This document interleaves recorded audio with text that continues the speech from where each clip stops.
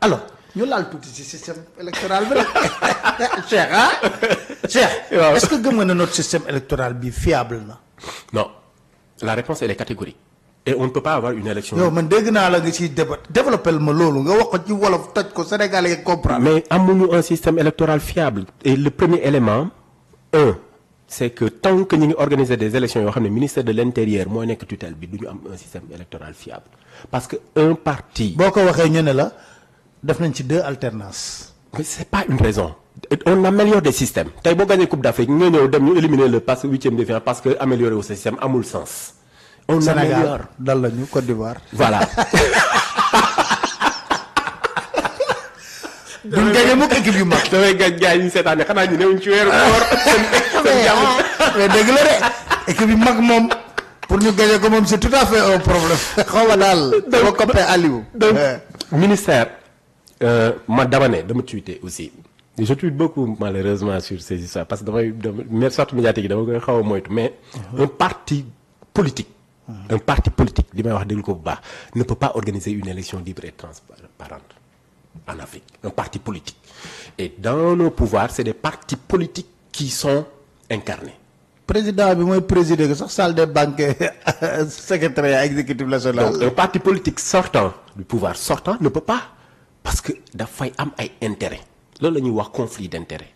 tey la manière dont le conseil constitutionnel s'est distingué en disant le droit bu arrangé sénégalais yi tey am na nu ñu doon liggéey ak conseil constitutionnel mu créé mu am une commission boo xam ne day dépendre ci moom pour l'organisation des élections présidentielles autonome et indépendante mais pas autonome tout simplement. autonome indépendante. waaw c'est différent autonome mooy nga. moom sa bopp sa kattanu bopp. indépendante mooy nga moom sa bopp. moom sa bopp ak am sa sañ-sañu bopp. indépendante sa sañ-sañu bopp. mais mën nga autonome te doo indépendante. mën nga autonome maanaam yow nga yore say ressource.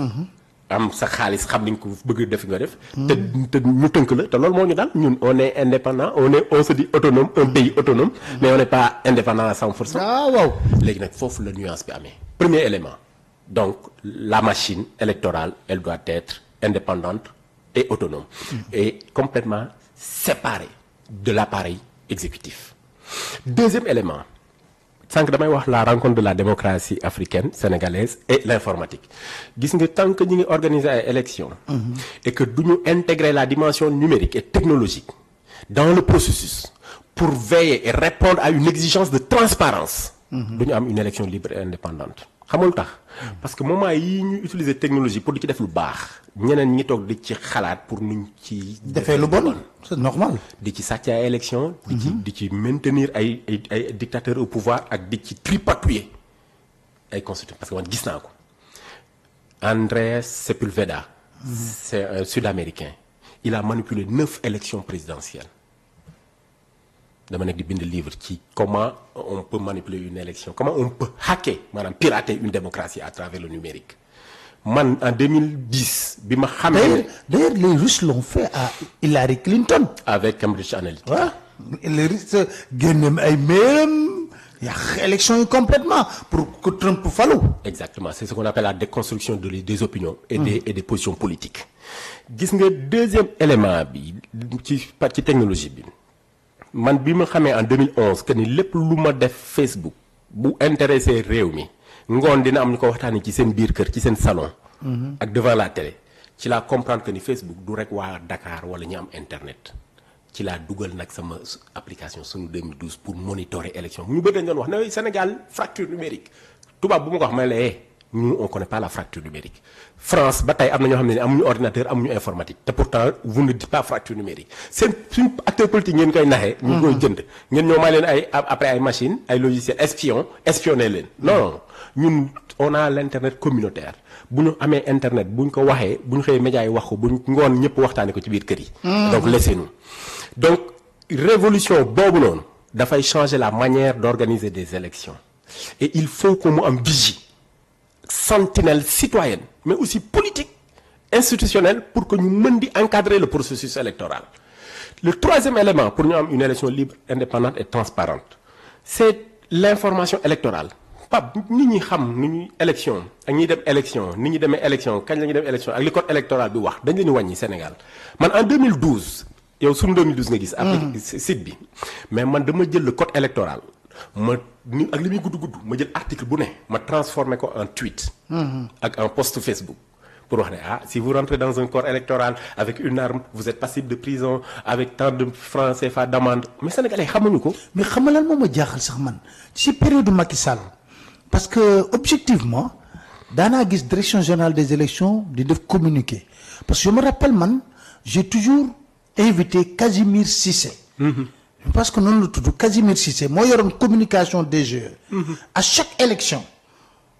waxuma sax spot publicitaire yi ñu doon jàllale ci rajo yeeg télé yi mais Casimir daana ñëw na man ci élection yi fi jaar ci Abdoulaye Wade yëpp ñëw na sama plateau expliquer ma processus électoral mais c'est fait extraordinaire mais ci sous le règne de Macky Sall rek laa gis ne y a un budget de communication DG man xaw ma fan lañ koy dugal ça il faut poser le débat la dernière fois il a fallu que Ndiaga Gueye ñëw toog fii wax wax ñuy përti bala di weddi di génne ay ma ne leen non lii boo leen ko génne woon jox ko Sénégalais yi à temps réel duñ ci yegg si débat boobu duñ ci yegg si fichier mooy le quatrième point dinaa ci ñëw mais gis nga l'information électorale bokkut ak l'information institutionnelle bokkut ak l'information tout court muy information bi ngeen ni joxe médias yi l'information électorale elle est cruciale elle est importante parce que élection dafay nekk un moment fort dans la vie politique absolument d'une nation et d'un État gis nga qui maintenir qui détient l'information électorale a la possibilité d'organiser une élection et de la voler xam nga lan mooy information électorale c'est d'abord l'information qui consiste à dire que inscription sur les fichiers électoraux tàmbali na ba pare mu am période bu ko mat bu tax ñëpp war ko mën a def ba pare nga faciliter le fait que ñëpp war ko mën a def te du leen indil coono maanaam nga fexe ba loolu yegg ci bopp koñ bu ne ba nit ki du tayeel xëy suba war a jël oto di dem ndax bu waree jël oto dafay spot publicitaire yi mais léegi lépp defatuñ ci dara. Deuxième information électorale après l'inscription c'est le fichier électoral gis nga le fichier électoral tant que mi ngi nekk entre les mains d'une institution wala d'une agence wala d'une direction boo xam te ni sous tutelle de ba mu yegg ci président bi dañuy am des perceptions de njuuj njaaj le fichier électoral il doit être accessible et l'immédiat une fois que c'est validé et que ñu nangu ne lii mooy le fichier et que mu am consensus ñëpp dañ ci war a mën a am accès le citoyen pour vérifier s'il est bien dedans les acteurs politiques pour aussi faire leur travail de collecte de parrainage ou bien de collecte d'informations tout court pour vérifier aussi la carte électorale le troisième élément qui rentre dans l'information électorale c'est le droit électoral waaw droit bi waaw loolu moom dafa am solo gis nga nit ñi xamuñu li encadrer vote ak li ñu war a def ak li ñu war a def ba ci ñi nga xam dañu leen yóbbu ñuy dem di teewal yenn parti yi am na yu bari yoo xam ne duñ ko xam parce que dañuy jël droit bi rek tënku ko rek am fuñ ko ñoox rek bàyyi ko fa teguñu ko ci la place publique ba pare defuñu ko ci làkk bu ko sénégalais yi mën a xam mooy li ma doon wax sànq encore suñu rupture tubaab la ñuy voté ñi ci xaaj bi duñu wax tubaab mënuñoo lire te ci information électorale aussi ci nit ñi sàccee élection bokk na ci ngay informer électeur bi ci làkk ba nga xam ne bokkut ak làkk bi muy làkk 2019 am na ñoo bureau de vote yoo xam ne Touba dañ leen changé bi ñu leen di changé c'est la veille de l'élection mais c'est des SMS qu'ils ont envoyés aux votants Touba am na ñoo xam te ni mënuñoo lire SMS bu dul Orange Money maa ngi jégalu ci publicité bi. non problème non wala transfert d'argent bu dul Wave comme ça Orange moom comme ñoom il faut de la censure du joxe publicité du jafe Wave duñu xam Orange Money Wave moo gën Orange Money voilà. Si on prive cette information électorale aux électeurs on a une possibilité encore une fois d'aller vers des élections problématiques le quatrième élément après l'information électorale c'est la gestion de l'élection et l'organisation de l'élection foofu nag dafa am loolu lañ fi defoon da ngay tollituwaat 2024 wala doo def waaw jox ma tablette waay ma joxe temps réel affaire yi yoo xam nga yow yaay Sénégal li gars yi di wax naan ci mais yow yaay Sénégal donc information yi du la rëcc te xam naa ne ñun li ñu defoon ça a donné des idées à beaucoup de jeunes macha allah ay jeunes waaw. tey am na initiative bu nekk si Twitter muy Sénégal vote. C'est des jeunes qui l'ont porté suñu ay rakk la ñoom Jali Badiane ñoom El Hadj Seck ak les autres et qui vont faire à peu près la même chose et qui sont en train de faire un travail magnifique aussi sur le programme des candidats. ak sur comment comparer les candidats comment comparer les projets ñooñu dinañ def seen liggéey mais ce qui est sûr c'est que sénégalais ci boppam. ñoo dul xaar ku leen ne def leen. waaw xam nga depuis. élection yii gën a date lañ ne on vote on sécurise. ñenn ñi dañ ne xëdd voté. ndogu jubilé voilà ndogu jubilé. donc c'est sûr que c'est des gens qui iront voter et qui vont rester pour surveiller et sécuriser. Par contre dafa am nu ñu koy defee. on ne doit pas gêner le corps électoral. waruñu dugg ci bureau de vote yi. absolument par contre suñu loi électorale moo ñu jox droit bu ñuy def dépouillement mu nekk public. dama koy wax bu baax Sénégal yi di ko dégg dépouillement mooy bu ñu demee ba tëj bureau yi nga xam ne nii léegi dañuy wàññi président bureau bi ak les mandataires des partis dañ koy def de façon publique ku mu neex mën nga ñëw assister bu paree résultat yi daf koy war a wax de façon publique à haute voix. ba pare afficher ko. léegi nag affiche yooyu nag la nit ñi war a jël photo. partager ko. di informer nit ñi en temps réel ci information yi jóge ci seen bureau de vote noonu la ñuy sécuriser un vote. mais li nga xam te nag rëcc nañu.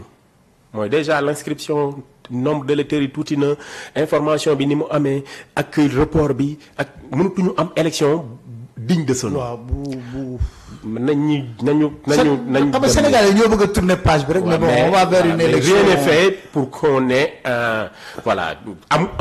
man def naa observation électorale damay liggéey ak Union africaine damay liggéey ak Union européenne bëgg dem jot naa seen benn délégation ñi ñëw seet si ma pour élection yi et je leur ai dit clairement. parce que ñoom dañuy tiit ci ay fake news ay manipulation ci internet may leen dem leen ngeen wëri ko ci ñi am xaalis mooy li ñuy yore institution politique yi. gis nga la machine à fake news tey dañuy reprocher les jeunes nii mais élection 2019 bi fii c'est un média classique télé. moo fi joxe résultat bureau de vote Japon te Japon amul woon bureau de vote. dëgg la. yaa ngi fàttali ko loolu. bu baax. suñu police nationale def na fi ay sorties yoo xam te ni après les jeunes l'ont débunké. suñu autorité politique dañuy wax ñu leen di xëy di leen teggi te en 2019 dafa amoon une vague de désinformation et de fake news loolu dafa bokk ci ni ñuy sàccee élection. mais on a dit que même ceux qui étaient au pouvoir dañoo amoon benn société israélienne boo xam ne daan liggéey ci fii oui.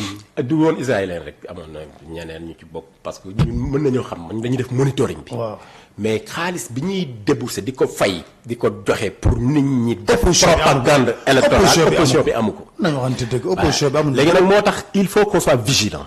Sénégalais yi nañu vigilant ci ci information yi ñuy gis.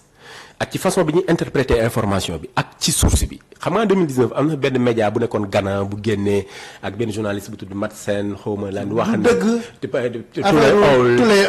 ainsi de suite voilà man dama ci am dossier avec des trucs am na yenn ay communiqué benn ay franc-maçon yu waxoon ne waaw dañu dalal loge bi am na x moo ci bokk ainsi de suite xam nga loolu c'est mais léegi dafa Sénégalais yeewu nañ ci loolu. waaw mais xam nga lu tax ma mais. parce que booy dañ ko résumé quoi toujours c'est la personne c'était Sonko nee na leen léegi na nekk dëmm sax na nekk dëmm di naaw chaque jour. bëgg nañ léegi la débat yi clos loo leen wax bëgg nañ loolu la booy di wax. waaye ku waxul dañuy wax naan say kii dama fekk xaw ma seetaan waxul dëgg waaye. yàq na xel maanaam am na loo xam ne day def jeexital ci bopp nit ñi Hillary Clinton li ko daloon. waaw ba mu def changement de position. ci ñenn ñi c'était une période électorale man dama ci am dossier. Bénin dal na leen ba bi ñuy fal Patrice Talon. dal na yeneen dëkk man liggéey naa ci fi yeneen dëkk yoo xam te ni c'est des manipulations mais formatées et li ci gën a ndaw mooy nit ñi yooyu la ñuy gis mais li gën a dangereux mooy les bulles d'influence xam nga li bulles d'influence mooy les algorithmes des réseaux sociaux. tey yow sa centre d'intérêt ak li la intéressé rek lañ lay woon. waaw léegi dañ lay enfermer ci benn carcan boo xam te ni yow tu ne peux pas voir plus. léegi une fois nga nekk ci centre d'intérêt yooyu dañuy xam sa position politique xam sa position religieuse. xam say bien sûr orientation loolu la ñuy wax social engineering. léegi bu ñu defee social engineering après dañuy xam naka la ñuy déformer des institutions des informations yu ñëw vers toi pour que yow nga changer appréciation. par rapport ak sa position bi nga amoon. C'est très subtil comme approche mais ça marche. et ça fait des parce que day jeux de conscience conscience waaw. et mën na am ba dernier moment et donc nit ñi nañu am une conscience éveillée ba pare am une conscience collective mooy ñu bokkum xel mi ñuy bokkee xel nag mooy ñu bokk ay mbooloo yoo xamante ni dañuy sottante ay xalaat ba pare ku nekk di jàppale moroom. C'est très important sinon bu kenn demee ak xelu boppam rek bu yemee ci yenn information yi après mën na ko déformer complètement déformer position politique.